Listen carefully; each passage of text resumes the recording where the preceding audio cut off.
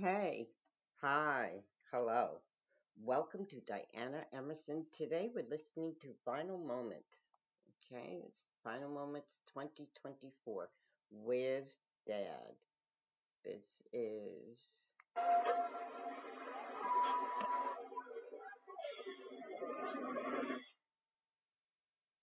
I'm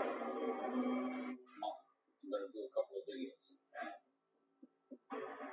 The apartment was in that building over there. Isn't that cool? Really nice. Sit out here and eat some lunch. This is my new good now.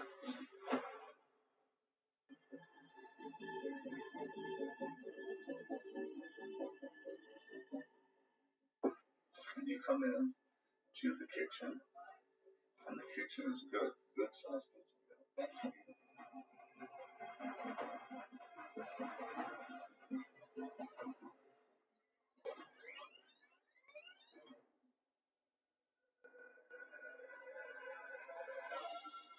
If Charles did walk out of this apartment, where did he go? The closest person to us is missing. I'm thinking that someone just has him and he's somewhere. Like, where is he? The first time that he ever went to Anna's apartment was the last time he was seen alive. I remember asking her, like, why are you not freaking out? There were some red flags that started to pop up. They were extremely concerned. They thought maybe something terrible happened. Charles Butler's final moments, that's not a good way to go.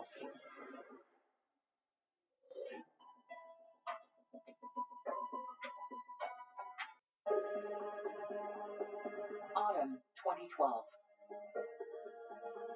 56-year-old Florida businessman Charles Butler has just moved back to his hometown, New York City.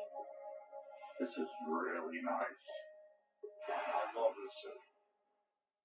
We would always talk about how New York City is the greatest place on earth.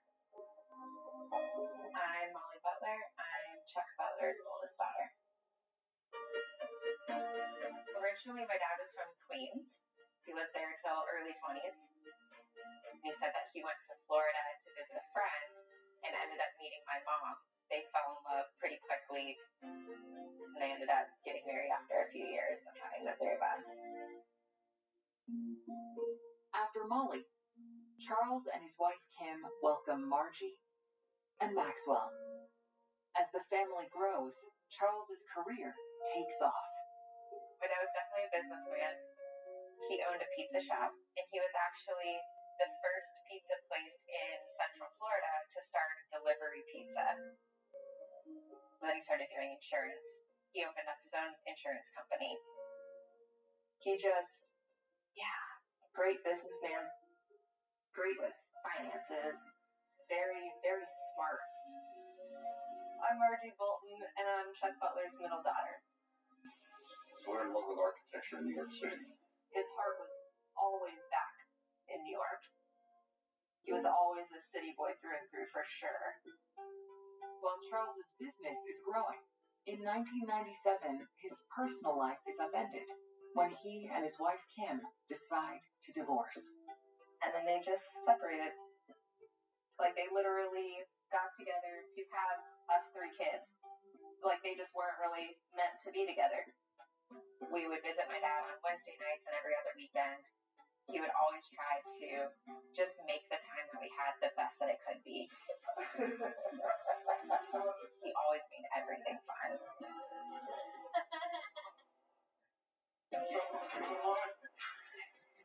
One of my favorite memories of all time was a New York vacation. We were on the subway, and my dad starts singing, "Always look on the bright side of life." And he gets out onto the street. Ladies and gentlemen, I want you to feel sorry for me. Even though I'm down. We were younger at the time. I remember my brother was really embarrassed. Dad, stop. I'm Maxwell Butler. I'm Charles Butler's son and the youngest of three. Oh my God. It would be so embarrassing for us, but looking back on it, it was just a good time. In 2012, Charles encourages his oldest daughter, Molly, to follow her career ambitions. My dad was all about living your dreams. Find out what you're passionate about and make that your business. So I knew that I wanted to be a New York City hairstylist. That was my dream since I was very, very young. Charles gives Molly a push by suggesting they become roommates. When I was 24, my dad and I found an apartment in New York City. Okay. I'm 78. And the deal was, my dad would come up for 1 weekend out of every month. Well, he was there 3 weeks out of every month. Charles's part-time residence in New York coincides with another significant turning point. After he got divorced from my mom, he was never really open to the idea of marriage. But he said I wanted to find my queen. So he started getting on a bunch of dating websites. He would always make dating websites in New York, even though he lived in Florida. In the spring, he connects with a woman from Brooklyn named Anna. My first impression of her was she's super cute. I could totally see why my dad was into her. He was just smitten by her. I had never seen my dad like that before. He was in puppy love. On September 15th, Charles comes to town for one of his regular visits with his daughter and new girlfriend. On his way up, he gets into his first class seat. He's taking selfies like, I worked hard and now I'm going to go play hard. And I happen to get the seat next to me is empty, so I get the whole road to myself. He was just so excited about it. He said, this is the way the whole trip is going to be, just blessings everywhere.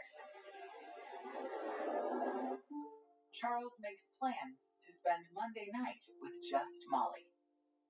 We just had the best conversation about, wow, we're living in New York City, and I'm a New York City hairstylist.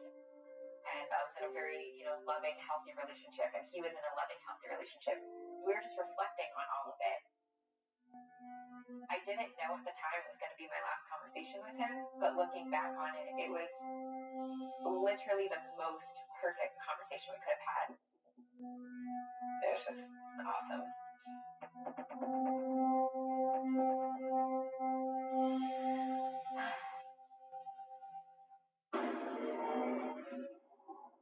The next day, Tuesday, Charles has plans with Anna for a special evening. Tuesday, he had messaged me. He said, hey, I'm actually going to go out to Anna's house tonight. We're going to watch a movie. I'm going to sleep out there. She lived in Brighton Beach, Brooklyn. So this was a big deal. He was going to her house for the very first time. That night, Charles fills Molly in on the date.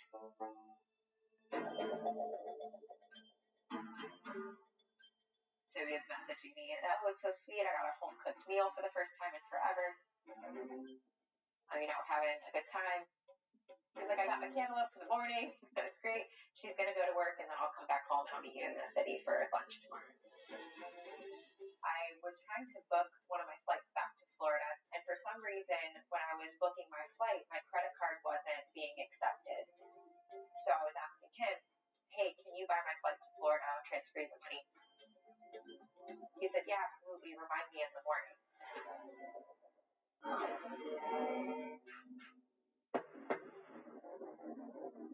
The next day, when Molly doesn't hear from him, she texts her dad about the tickets.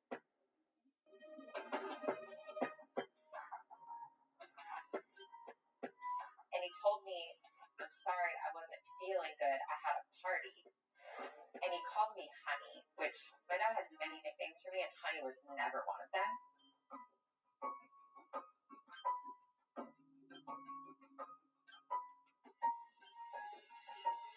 So it didn't really make sense. So it's just like, okay, please book it. When I left work that day, I went home, and my dad wasn't home. And I was trying to call him over and over and over, and his phone was dead. I didn't have her number at this point. I didn't know how to get a hold of her, but I also knew that she was the last person that he was with. The next day, Molly's concern intensifies. I started getting calls from his employees at the insurance company down in Florida. And they were asking me, we haven't been able to get hold of your dad. What's going on? By Friday night, 3 days since she's heard from her dad, Molly is desperate to make contact with Anna. I find a way to break into my dad's iPad and find Anna's email. So 7 o'clock in the morning on Saturday, I get an email back from her finally, and she said, "Hey Molly, he left my house on Wednesday morning and broke up with me, and I haven't heard from him since." My dad was head over heels in love with her. He had told me that he was already looking at rings. So at this point, I know something's up. I emailed her back and I said, "My dad is officially missing." We still hadn't heard from him, and we were extremely concerned. It was just as if he just vanished. Investigators zero in on Charles's final moments. That was the last footage that we had of Charles. He just vanished the next day. And the focus falls on a seemingly friendly face. Have you had the locks changed since this? Since that, no. But we didn't know what the role was that she played. That's when I really got suspicious.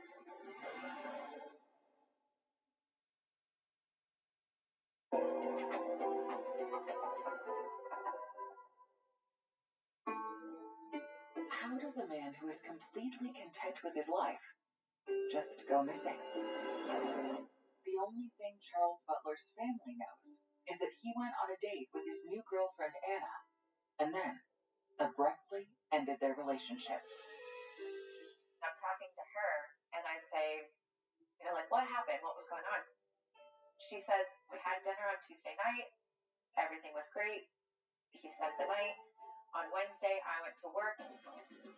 According to Anna, that morning, Charles stayed in bed in her apartment.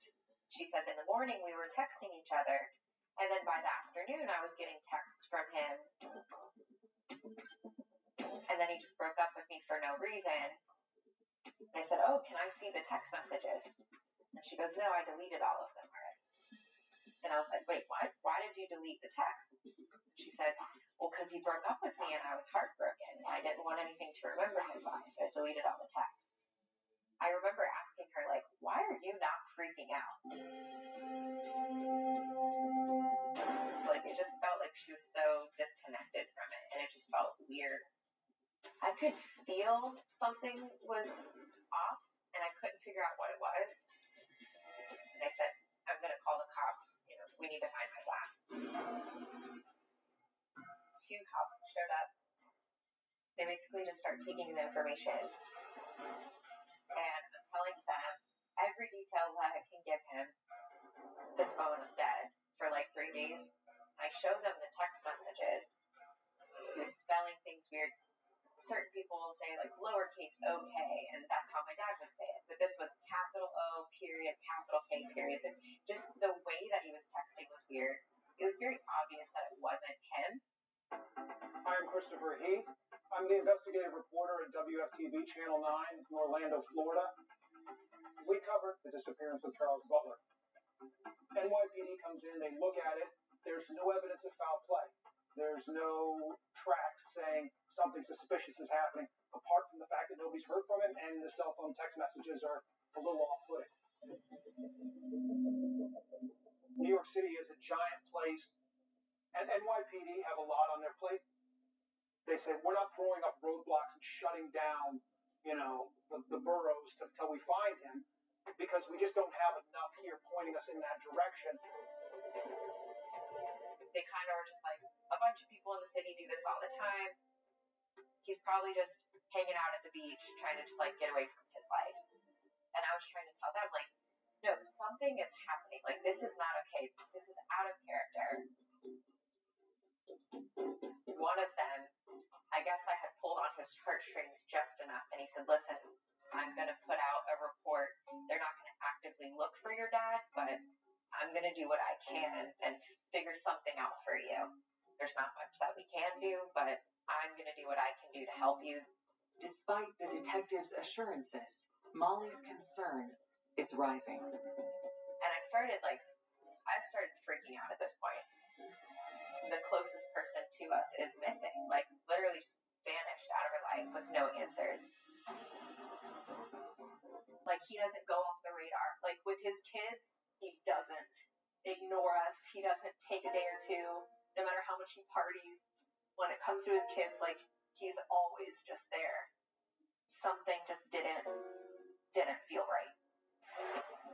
After a few days had passed, my sisters told me that, like, they still hadn't heard from him and that they were extremely concerned and that they thought maybe something terrible happened. Feeling like they have hit a dead end, the Butler children resolve to take matters into their own hands. We decided that we were going to have to go the route of a private investigator at this point. I'm Keith Freeman. I'm a private investigator. I had just come back to Florida from a trip to Central America. I was on my way home when I got the call. I literally turned my car around and booked a flight and went straight up to New York that night. 5 days have passed since anyone has heard from Charles. Freeman begins downloading with Molly. And I'm telling him all the details. He's like, wow, you did a lot of the legwork for me. Thank you. One of the first things that he had said to me, like, no more contact with Anna whatsoever. Freeman then digs into the police theory that Charles may have willfully disappeared. The first step is we check to determine whether Charles had booked a flight through his office, to check his billing records on his credit cards, and found nothing to corroborate the fact that he had made any additional travel plans. There was no activity anywhere whatsoever. We had all kept trying to call his phone. It was off. We couldn't get through. With no evidence to support that Charles left on his own accord, Freeman sets out to find him. The first step is to get as close to where Charles was in his last known location. I was planning to go straight to his girlfriend Anna's house, which is where he was last seen and where the children last believed he was. When our dad went missing, the last that we had heard was that he was with Anna, so suspicions definitely arose the first time that he ever went back to her apartment. It was the last time he was seen alive.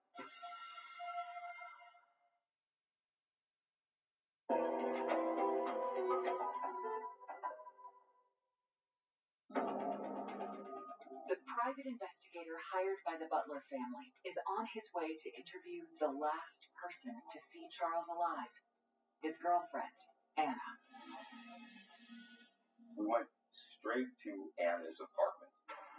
We noticed a couple cameras that were located in the apartment building and on the exterior of the apartment building. We didn't know who owned those cameras and whether they were operational. Anna appeared to be worried about what had happened to Charles, so she was more than happy to talk to us. She described the night that she spent with Charles as perfect. According to Anna, they were in love. So she was extremely concerned about what had happened to him and where he might have gone. No reason to think at that time that there was anything untoward. But while interacting with Anna, something catches Freeman's eye. When I entered the apartment, one of the first things I noticed in the hallway on a shelf was a man's watch. It didn't appear to be Charles Butler's watch. Keith is struck by how flashy the watch is, which doesn't seem to fit Charles's laid-back style. Keith kept me updated through the whole process, and he had asked her, and she said that it was her ex's watch. Anna's ex is a 46-year-old Russian immigrant named Mikhail Chernayev. I'd asked Anna about her ex-husband. They shared a child together. They had been divorced for a long time. and Mikhail had been remarried, had another baby. Mikhail had 3 vehicles that he parked in the courtyard behind Anna's residence. So they still maintained enough of a relationship for him to be able to access the parking spaces and use them for his work and his personal cars. After visiting Anna, Freeman reaches out to the NYPD detectives that offered Molly help. They inform him that they, too, had visited Anna's building. They've discovered that the security cameras there were installed by a resident, and they are working to identify the owner and secure the footage. Keith kept kind of running into these things where he didn't have access to stuff, only the cops did. And since he wasn't a cop, he wasn't able to do some of the stuff. So we kind of had this like stop and go. Then Molly gets a call from a friend of her father's in Florida. She told me that a month before he went missing, Anna's ex-husband called my dad from Anna's phone and basically said, "She's my woman, stay away from her." It was just the one threatening call, and nobody really knew about it. Based upon the fact that Charles had received what he believed was a threatening phone call from Anna's ex-husband, I was definitely suspicious that Mikhail was involved in Chuck's disappearance.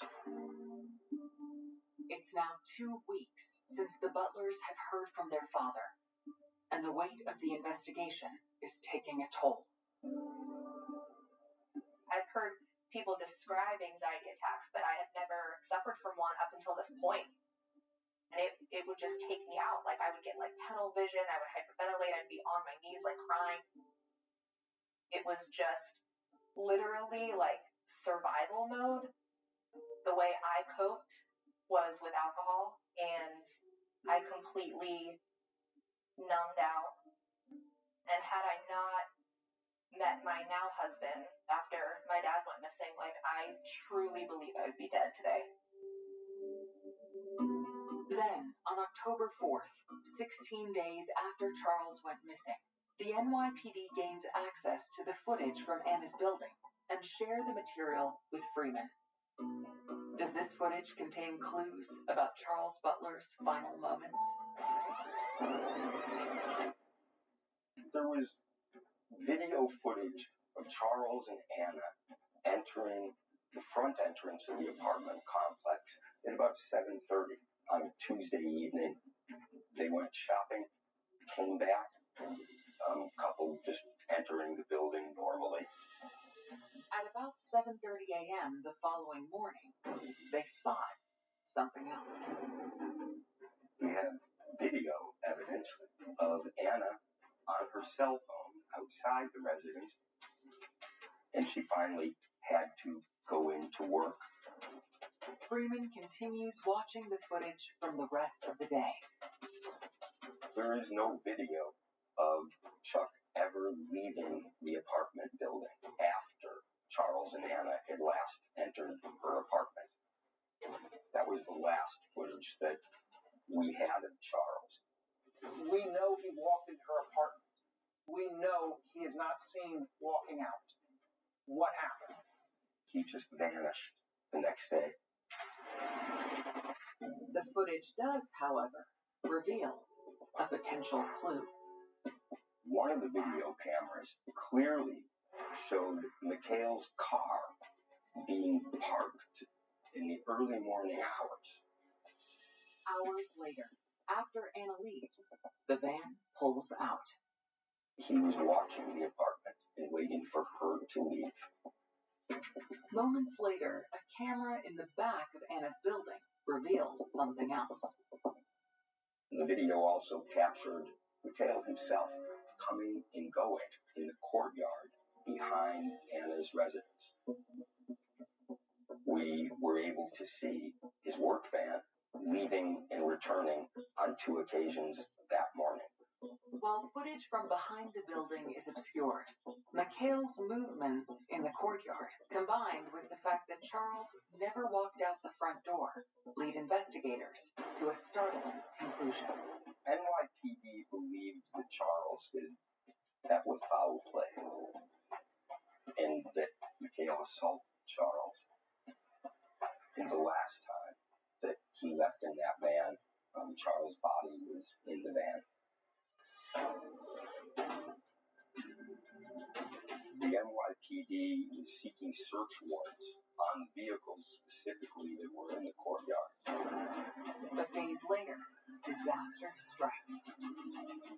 Once in a 100-year event swooped in.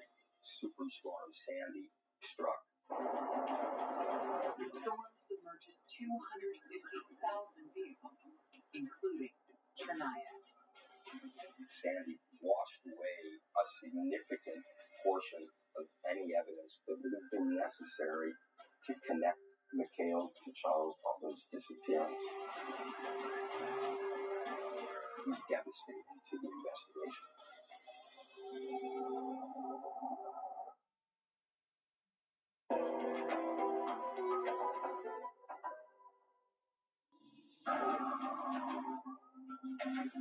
When potential evidence linking Mikhail Cherniav to the murder of Charles Butler is destroyed in Superstorm Sandy, it's a crushing blow to the investigation. Superstorm Sandy was devastating to New York and the people in New York. It's really challenging for the NYPD to be able to follow up on anything. They were at a standstill on the case for several months.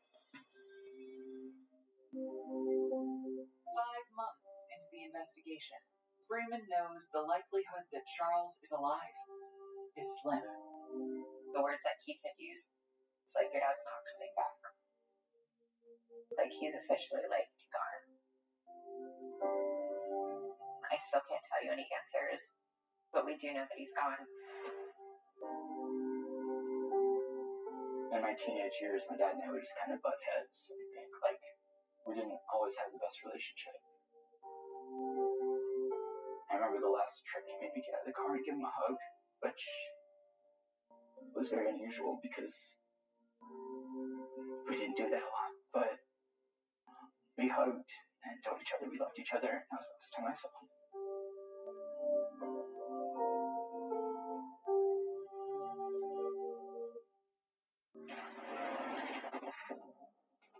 Mikhail Cherniav is still the NYPD's lead suspect, but there's no evidence to charge him with murder. NYPD cared about this case, but he was a missing person. They didn't have any evidence to really lead them to anything else. There's not the physical evidence. There's not a pool of blood somewhere. There's no body. In the face of a stalled investigation, Keith Freeman pitches an idea to the Butler children. We decided to talk to the media in hopes of gaining additional information about what had happened to Charles. The private investigator had gone, I think, as far as he could and asked if we'd be willing to take a look at this case. If Charles did walk out of this apartment, where did he go? He didn't have a car in New York City. He would have either had to take a taxi or public transportation. Where the trail for us goes cold is once he arrives at Anna's apartment. We needed to go see some of these places. We needed to try and get an interview with Anna since she was the last one to see him alive. She decides, yeah, she'd like to talk to us. Let's see if she'll shine some light on these last couple of hours. We loved each other, and we wanted to spend our life together. Charles and Anna went to her apartment. The next morning, Anna says she gave Charles a key to the apartment and left for work. That would be the last time she or anyone else who knew Charles Butler would see him alive. When you gave him the key, he closed up a lock. So it means that he left. Have you had the locks changed since this? Since that, no. Why not get your locks changed? But she had. It hadn't even crossed her mind. Later on in the interview, I asked about when she got back, had he made the bed? She couldn't remember. And just some of her reactions were, to me, there were some red flags that started to pop up. We knew Mikhail was a character within this larger story. When I asked about Mikhail, she seemed to dismiss the idea that Mikhail was somehow involved. She said, he's not behind this. As Christopher Heath is reporting his story, another news organization reveals surprising information about Anna and Mikhail. We found out that she basically started dating her ex again. That's when I really got suspicious. We didn't think that maybe she was involved in what happened, but she might have been involved in protecting Mikhail from getting caught. Christopher Heath's report airs in late February of 2013. The next day, we had a different response from the NYPD. We had the involvement of the state police. We had the involvement of senior detectives in Brooklyn and Manhattan. With intrigue swirling around Anna, the NYPD turns to a specialist. I'm Konstantin Papadopoulos, a detective with the New York City Police Department, assigned to investigate the Charles Butler missing persons case. We really wanted to know, was Anna involved in any way of Mr. Butler's disappearance, or if she had prior knowledge of it, or any of that. We wanted Anna polygraphed.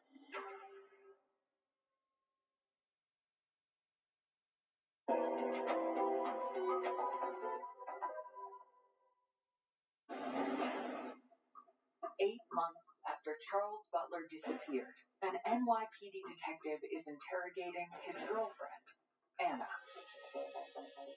I needed to find out if she had any prior knowledge of Mr. Butler's disappearance, or if she had any involvement in his disappearance. So when I spoke to Anna, her demeanor was very cooperative. Anna told me she wanted to find out what happened to him as well.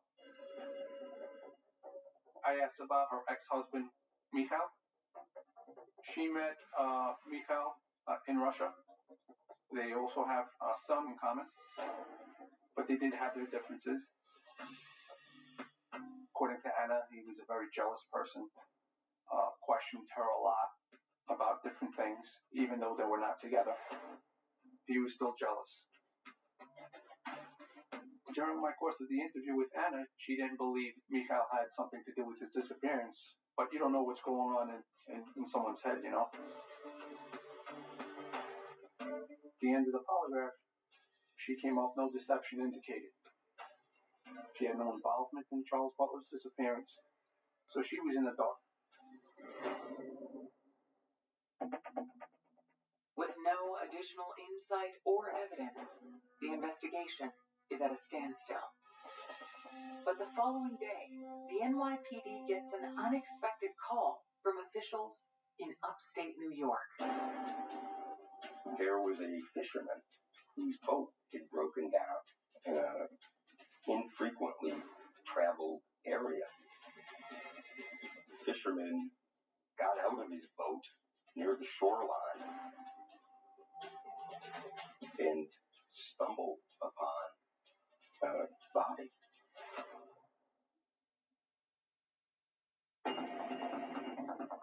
When the body was found upstate New York, that DNA was matched with the DNA that the case detective submitted. Then they could ultimately say, yes, this is Charles Butler that was found by the lost fisherman. After 8 months, Charles Butler has been found. I remember getting the phone call. I was still in New York. It was more brutal and gory than we could have ever imagined. I had to not only take the information in for myself, but then immediately turn around and tell my brother and sister. I don't know. Looking back, it kind of feels like that was almost I don't know if the right word is relief. I remember it was a really heavy night of drinking for me, that's all I know.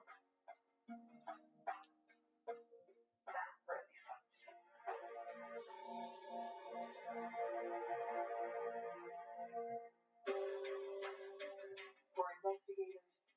discovery of the body is the first piece of solid evidence in the case. Charles is found under suspicious circumstances.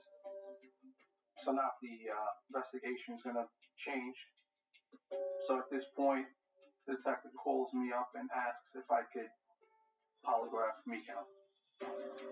He voluntarily came, yes. He was very cooperative. He seemed enthusiastic to help. He's a middle-aged man, medium to large build, brown hair, balding a little bit. Without revealing that Charles's body has been found, Papadopoulos begins his routine. Whenever you interrogate somebody that's suspected of a crime, it's a long process. First off, with Mikhail, I built some rapport with him. We sat down, we spoke about common things, what he did for a living, where is he from in Russia, when did he come to the United States, questions like that. Just try to build rapport and see where his mindset's at for the polygraph later on. I asked Mikhail the regular questions that any investigator would ask him. Do you know him? Have you ever met him? Mikhail denied that he knew Charles. He explained to me that he knew that Anna was dating somebody, but he didn't know who it was. Then Papadopoulos suddenly produces a document, a map of the exact area where Charles's body was found. The demeanor that he had quickly changed. He was very nervous. At this point, everything came crashing around Mikhail.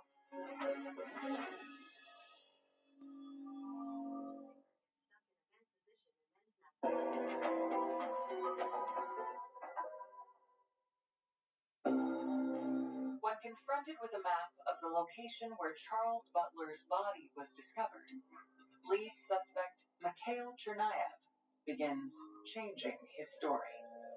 I'm sure Mikhail thought in his mind that, okay, as long as they don't find Mr. Butler, I'm going to be okay.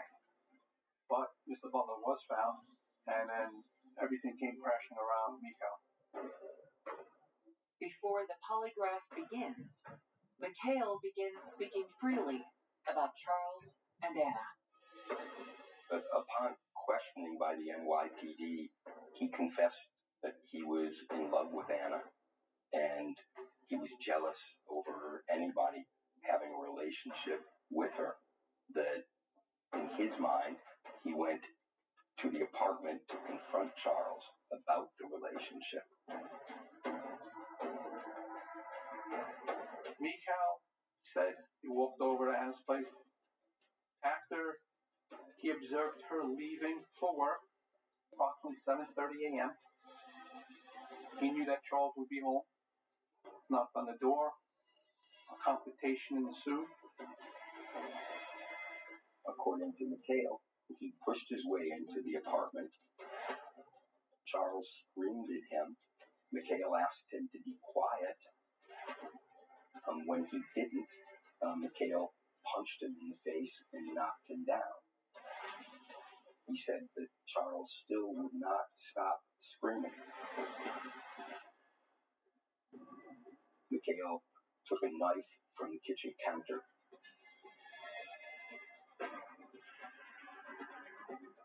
Stabbed Charles and suffocated him. Mikhail's explanation was that he was possessed by a demon.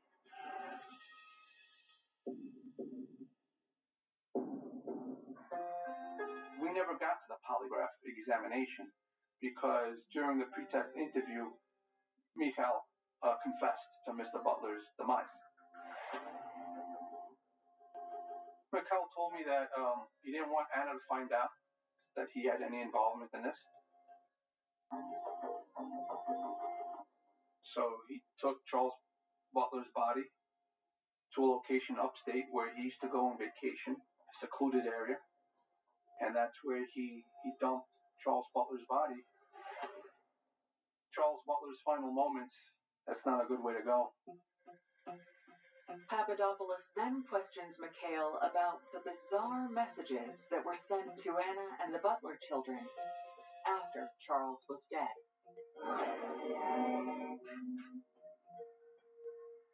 Charles Butler's cell phone had a lock feature on it. So I asked Mikhail, I go, how did you use Mr. Butler's cell phone? Because you were texting people. Mikhail clearly said it was easy. I just took the SIM card out and put it in my phone, and I was able to use the phone. So I asked him, well, why did you do this to Mikhail? And he said to trick everybody. McHale is arrested for the murder of Charles Butler. The following day, investigators go in search of additional evidence to bolster their case.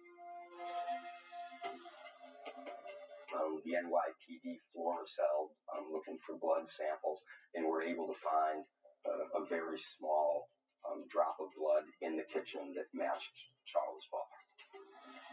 Chernayev is indicted on charges of second-degree murder.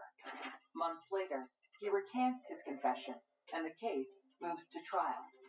And again, the woman at the center of the deadly love triangle becomes an object of curiosity.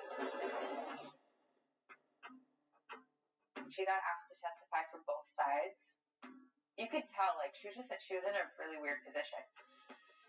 I watched her face when they showed his confession video, and it was the first time she ever heard it. Like, it dawned on her. It took a year and a half for her to even connect it in her own mind that he was the one that killed my dad. Like, he did it. And what he was telling her at the time was that he was in jail in place of her. He told her that they were trying to arrest her for killing my dad, and he's taking the blame for her. I feel like she was innocent in it. I feel like she was innocent almost to a fault, but that she was tricked by him too. On September 29th, 2016, almost 4 years from when Charles was killed, there is a verdict. A jury comes back and finds him guilty of murder. The judge handed down a sentence of 25 years to life.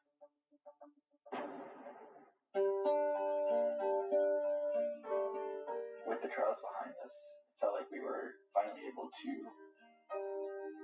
create our own closure, if you will. The grieving process is something I still struggle with. I'm grateful for the time that we did have together, because he raised me to be the man I am today. Monday night we had that really awesome conversation. I think that trip he was the most excited I had ever seen. And I think part of it was because, of course, he's coming back to the city that he loves. Saturday afternoon in the city, street festival. How do you like this neighborhood, huh? And he was going to see the woman that he fell in love with. And get ready for a really epic weekend in New York. The last time that he had texted me, I was supposed to go get air in my tires. He had texted me, like, make sure you get air in your tires. My dad was my best friend, and any question that I ever asked was never off the table. What you couldn't see in yourself, like my dad could see it in you. He was our best friend. Like, he was my closest friend. The bond was there.